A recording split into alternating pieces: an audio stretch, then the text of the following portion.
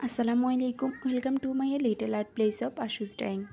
আজকে একটা ছোট্ট টিউটোরিয়াল ভিডিও থাকবে অ্যান্ড এটা হলো ঘাসফুল পেন্টিং। প্রথমে আমি ব্যাকগ্রাউন্ডে কালো রঙটা করে নিয়েছি, দেন এখানে আমি ঘাস আঁকার জন্য অ্যান্ড গাছের ডালপালা আঁকার জন্য black and green colour, dark গ্রিনটার কম্বিনেশনে একটা কালার এনেছি।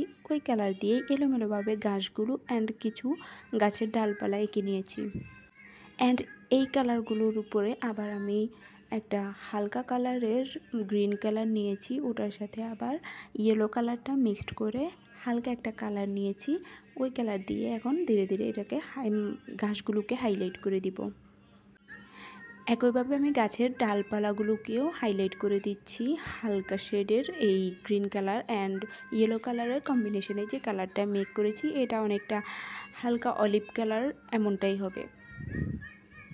এভাবে ধীরে ধীরে আমি হালকা শেডের কালারগুলোর দিকে যাচ্ছি অ্যান্ড যত কাজ বাড়াচ্ছি ততই এখানে হালকা কালারের গাছগুলো দিচ্ছি যাতে হাইলাইট হয়।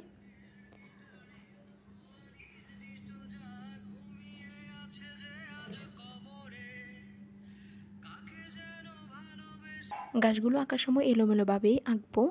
কোনো রিয়েলিস্টিক পেন্টিংয়ের ক্ষেত্রে কোনো গাছ, ডালপালা বা ঘাস যেটাই আঁকি না কেন ওটা কিন্তু স্পেসিফিক কোনো সাইজের হয় না, তাই এটা যতটা সম্ভব এলোমেলোভাবেই দিয়েছি। এইভাবে ঘাসগুলোকে ধীরে ধীরে হাইলাইট করে দেওয়ার পর অ্যান্ড পাতা ডালপালাগুলোকেও হাইলাইট করে নিয়েছি অ্যান্ড ফাইনালি আমি এখানে কিছু ছোট ছোট ফুল অ্যাড করে দিচ্ছি ঘাস ফুল হিসেবে। And really they are looking so pretty. আমার কাছে খুব বেশি ভালো লেগেছিল এই ফুলগুলো যখন অ্যাড করে নিয়েছি। তোমাদের কাছে কেমন লাগলো অবশ্যই জানাবে, আর যদি নতুন হয়ে থাকো অবশ্যই ফলো অ্যান্ড সাবস্ক্রাইব করে দিবে। Thanks for watching, see you, আল্লাহ হাফেজ।